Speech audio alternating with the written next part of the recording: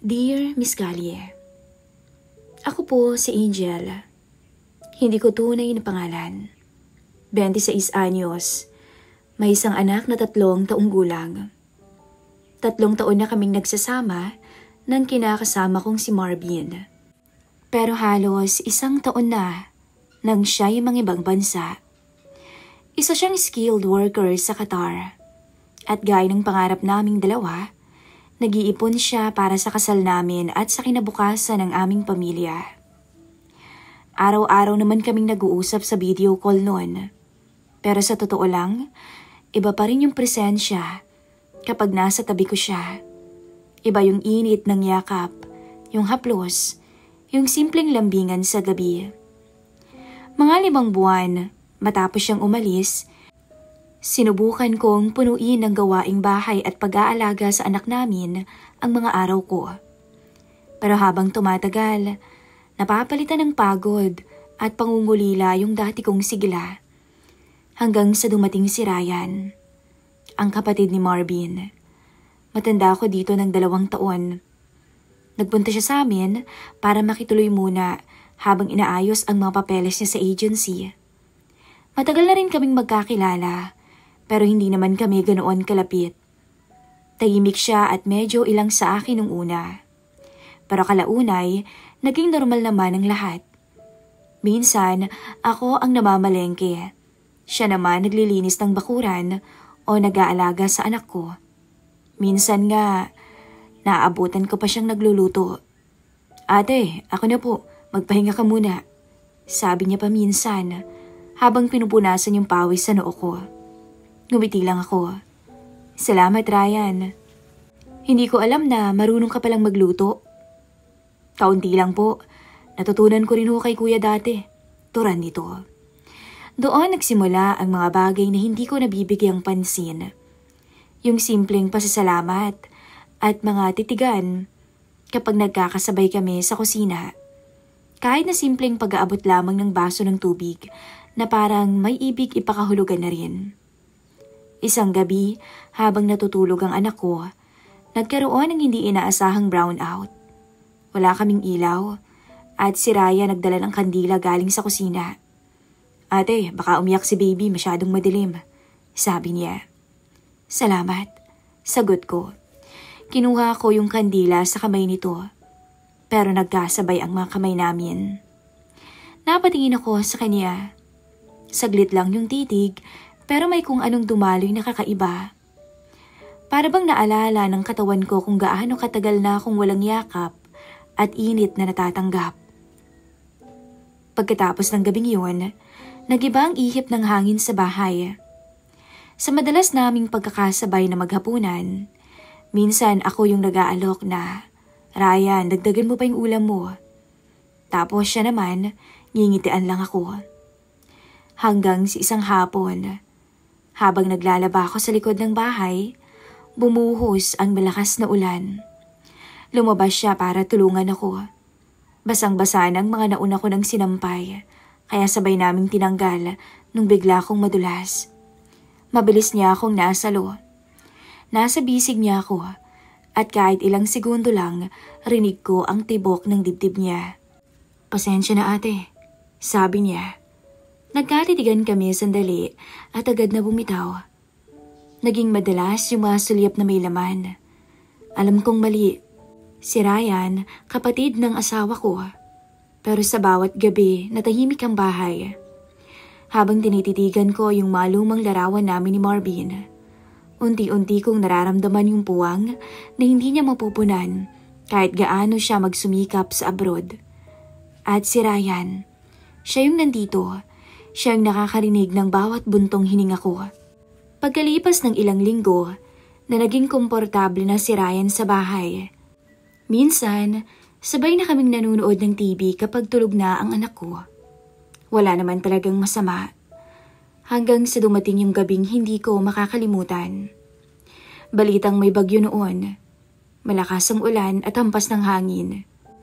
Biglang bumigay ang bubong sa kusina.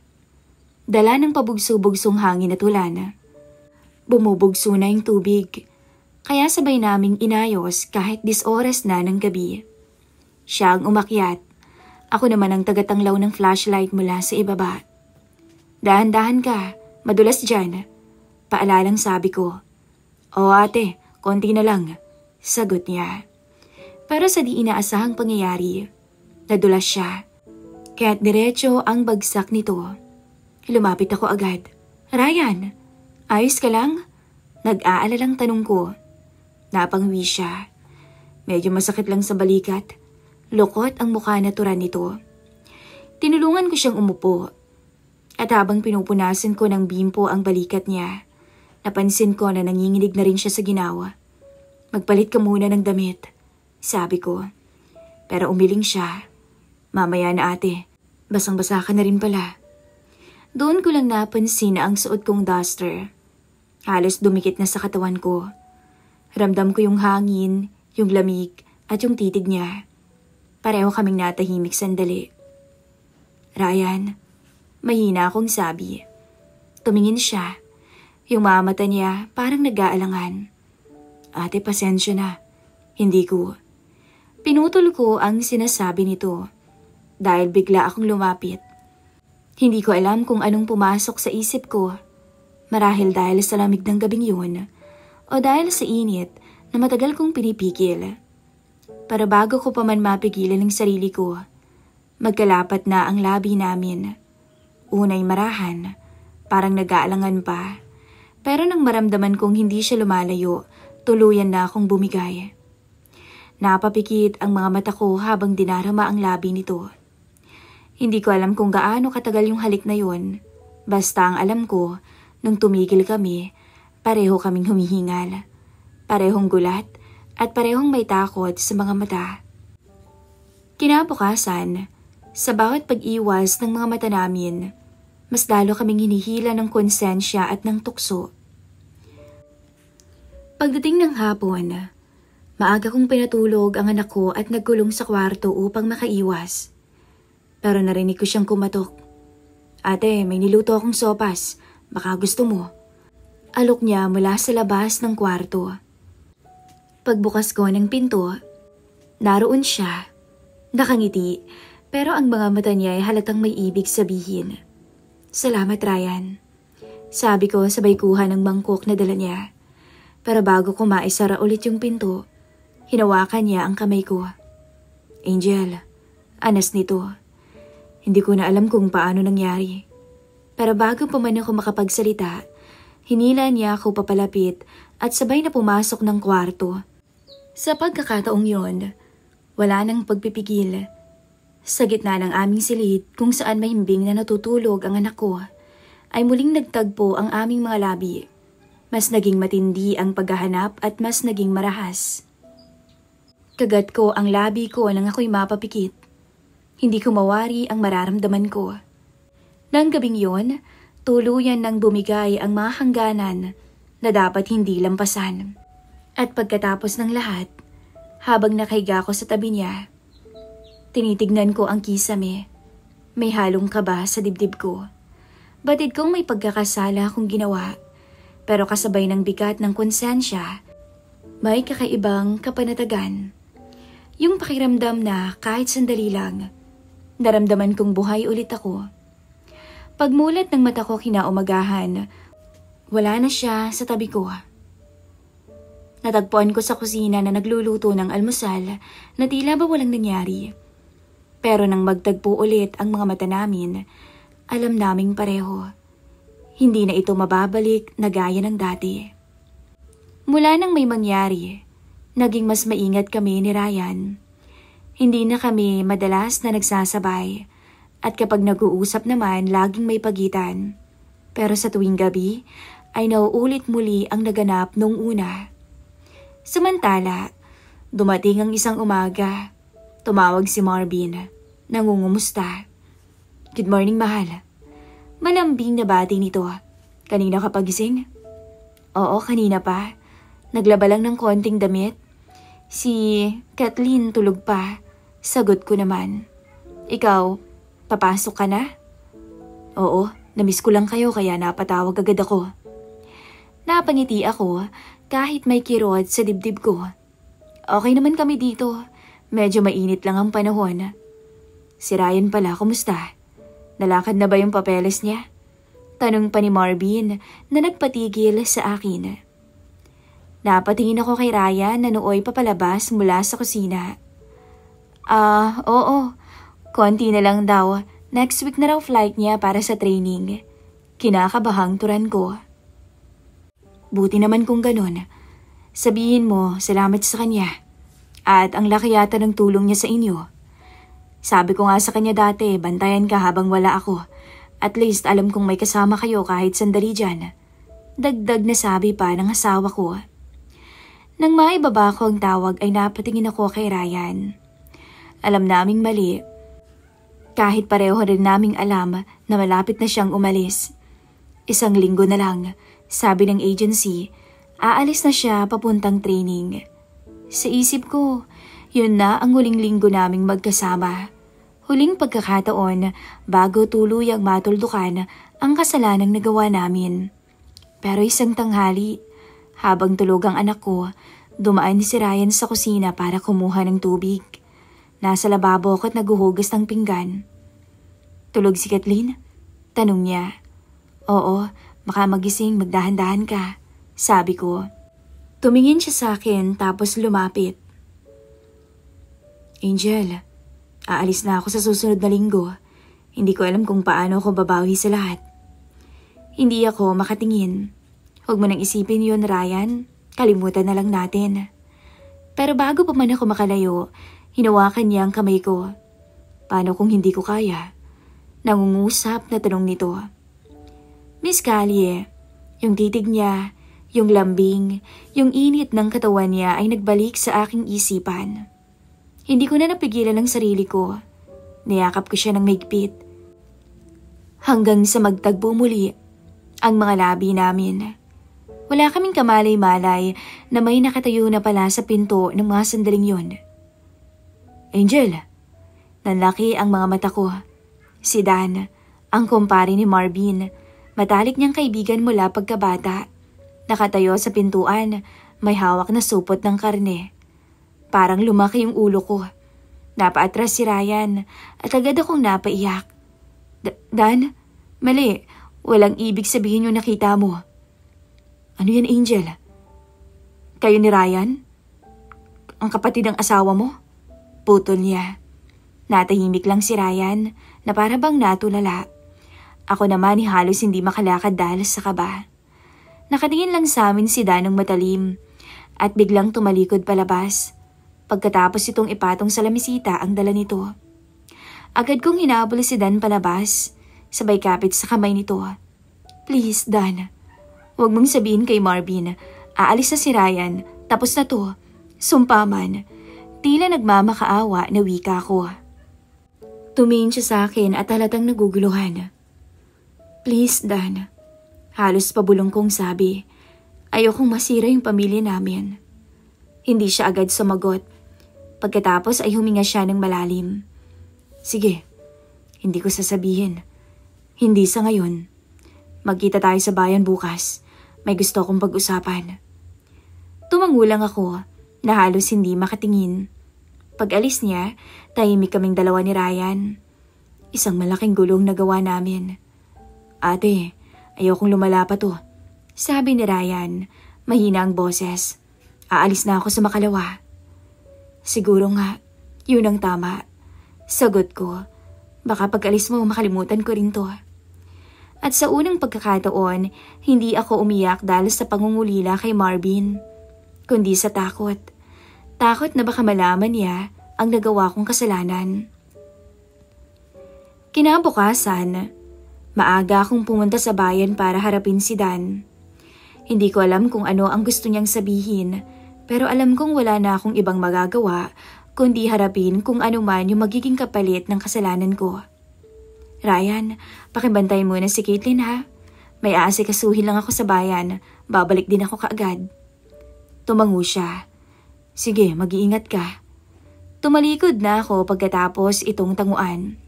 Samantala, pagdating ko sa karinderyang na pag-usapan namin ni Dan, tahimik siyang nakaupo sa isang sulok.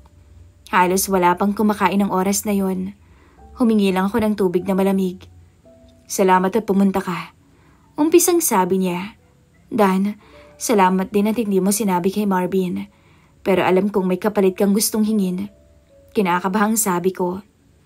Tumingin siya sa akin at matagal bago nagsalita. Ayokong sirain ang pamilya ng kumpare ko, Angel. Pero sa totoo lang, mahirap ding magbulag-bulagan sa nakita ko. Hindi ko rin alam kung hanggang kailan ko kayang manatiling tahimik. Sabihin mo na lang kung anong gusto mo. Mahina akong sabi. Ang sagot niya ay halos ikawala ko ng hininga. Gusto ko ring maranasan yung ginagawa niya ni Ryan. Buo ang salita nito at puno ng kumpiyansa. Para bang binuhusan ako ng malamig na tubig. Dan, wag naman ganyan. Pero hindi siya sumagot. Tumayo lang siya at inabot ang isang maliit na papel kung saan nakasulat ang address ng isang traveler's inn sa kabilang bayan. Bukas, isang beses lang. Pagkatapos nun tapos na. Wala nang lalabas na salita mula sa akin. Salita nito sabay talikod. Naiwan akong tulala. Lumipas ang maghapon na hindi ko alam kung iiyak ba ako o sisigaw. Sa bahay, tahimik lang si Ryan habang naglalaro si Caitlin. Nakatitig lang ako sa anak ko. Habang kumakain kami, yung inosente niyang ngiti, yung maliit niyang kamay na umaabot sa akin. Parang pinapaalala kung bakit ko kailangan pag-isipan ng mabuti ang gagawin ko. Pero kinabukasan ng 10:00, nakapagdesisyon ako. Hindi dahil gusto ko, kundi dahil ayokong masira ang pamilya ko.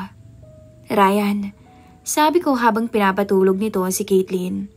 May pupuntahan lang ako sandali. Pakibantayin mo muna ha. Walang problema. Sagot niya nang walang kamalay-malay. Habang papunta sa kabilang bayan, paulit-ulit kong sinasabi sa sarili ko na isang beses lang to para matapos ng lahat. Pagdating ko doon, tumigil ako. Pinikit ko ang aking mga mata. At doon ko naramdaman ang pinakamalalim na kirot sa puso ko. Hindi dahil sa gagawin ko, dahil sa kung sino na ako ngayon kumpara sa dati. At sa sandaling yun, naisipan ko, kung tutuparin ko yung gusto ni Dan, magiging bihag ako ng kahihiyan habang buhay. Pero kung tatanggihan ko, baka naman masira ang lahat. Pumasok ako sa loob, pero bago ko pa man marating ang kwartong tinuro sa akin, huminto ako. Tumingin ako sa salamin sa may hallway. Tinitigan ko ang sarili ko. Bakas ang takot at pagod. Pero kung ito na lang ang paraan para hindi magulong buhay naming mag-ina at ang aking pamilya, gagawin ko. Pagpasok ko sa kwarto, nandun na si Dan. Tahimik lang habang malamig ang tingin. Wala nang maraming salita. Puro mabibigat na hinga lang ang maririnig. Pagkatapos ng lahat, halos hindi ko na maramdaman ang sarili ko. Hiyang-hiya ako sa sarili ko, Miss Callie. Wala akong luha. Pero parang nabura ang malaking bahagi ng pagkatao ko. Bago siya umalis, mahina akong sinabi, Dan, isang beses lang to. Ipangako mo sa akin na atin lang to. Tumango siya. Oo, Angel, hindi lalabas sa akin to. Kakalimutan na natin pareho. Sagot nito bago lumabas. Miss Callie, lumipas ang ilang linggo, nakalipad na si Ryan. Bumalik sa dati ang tahimik na buhay ko. Unti-unti kong sinubukang kalimutan ang lahat. Isara yung kabanata ng mga nagawa kong kasalanan. Pero isang gabi, may kumatok sa pinto. Pagbukas ko, si Dan, nakangiti siya. Ngiting may laman. Angel, kumusta? Pwede ba akong pumasok? Kumabog ang dibdib ko. Dan, gabi na. Anong kailangan mo? Wala naman. Namiss lang kita. Wika nito na nakangisi. Nanlamig ako. Dan, may usapan na tayo. Tapos na yun. Hindi na yun mauulit. Lumapit siya ng mabagal. Oo nga, pero alam mo minsan, hindi ko mapigilan isipin eh. At kung sakaling malaman ni Marvin ang totoo. Naputo lang salita niya. Pero sapat na yung tingin niya para maramdaman kong tinatakot niya ako. Dan, huwag naman ganyan. May anak ako. Huwag mong sirain ang buhay ko. Pakiusap ko na halos umiyak na. Depende sa'yo, Angel. Sabi niya habang nakangisi. Tahimik ako. Basta marunong ka makisama. Miss Callie, hindi ko alam kung anong gagawin ko. Sa loob ng bahay, tulog ang anak kong walang kamalay-malay. Ang tanging nasa isip ko lang noon, paano ko mapoprotektahan ang sarili ko at ang bata. Wala akong nagawa nang mapaupo ako sa sofa. At muling may nangyari sa aming dalawa. Habang nagpapakasaya si Dan sa akin, impit akong lumuluha. Pagkalipas ng ilang sandali, nagbihis siya at iniwan ako ng walang salita. Simula noon, hindi na ako mapakali. Sa bawat pagdaan ng motor sa labas, sa bawat pagtawag sa pangalan ko, sa bawat numerong rumirehistro sa telepono ko, iniisip kong si Dan na naman yun. Parang nagkaroon ako ng bagong kulungan, hindi nagawa sa kasalanan, kundi sa takot. Miss Callie, ilang beses pang pumunta si Dan sa bahay tuwing kalagitnaan ng gabi. Hanggang isang araw, napagdesisyonan kong lumaban. Tinipon ko lahat ng mensaheng pinadala ni Dan. Mga mensaheng may pagbabanta. At may isang gabi, habang tulog si Caitlin, nag-record ako. Yun ang unang hakbang ko sa paglaban kay Dan. Para iligtas ang sarili ko, ipinabatid ko ang tungkol sa pananakot sa akin ni Dan sa aming barangay at sila na rin ang nakipag-ugnayan sa pulisya para tuluyang mahuli si Dan noon. Samantala, nang ipaalam ko kay Marvin ang tungkol sa nangyari sa akin sa pamamagitan ng video call, ay umiiyak to. Hindi ko batid kung dahil sa galit o dahil sa awa. Kinausap ko ito na parang kaharap ko siya. Hindi ko hinihingi na patawarin niya ako. Ang gusto ko lang ay magpakatotoo. Dahil mahal ko siya. Pasensya ka na. Pasensya ka na. Ako mismo ay nawala sa sarili ko. Naging marupok ako, naging duwag, at pinagsisisihan ko yun araw-araw, Marvin. Tahimik siya ng ilang segundo. Kita ko yung paggalaw ng panga niya na tila nagpipigil ng galit. Hindi ko na hinintay na magsalita pa to. Sinabi ko na ang plano ko. Aalis na muna kami ni Caitlin. Babalik na ako ng probinsya. Kailangan kong ayusin ang sarili ko. Lumuluhang turan ko. Uuwi ka? Kailan ka babalik? Tanong niya. May halong pangamba sa boses. Tumango ako. Hindi ko pa alam kung kailan. Siguro kapag kaya ko nang humarap sa'yo ng walang hiya, nang hindi ako natatakot. Natahimik siya ulit. Sa huli, tumango lamang siya. Baka mas mabuti nga siguro. Ngumiti ako kahit nangingilid na yung luha. Salamat, Marvin. Hindi ko makakalimutan lahat ng ginawa mo para sa amin. Pero ngayon, kailangan kong maging matatag. Hindi para bumalik sa dati, kundi para ibangon muli ang sarili ko. Pagkatapos ng tawag, niyakap ko si Caitlin ng mahigpit. Anak, aalis tayo. Hindi ako perpektong ina, pero hindi ko hahayaang tuluyang mawala ako sa sarili ko. Turan ko habang umiiyak ako.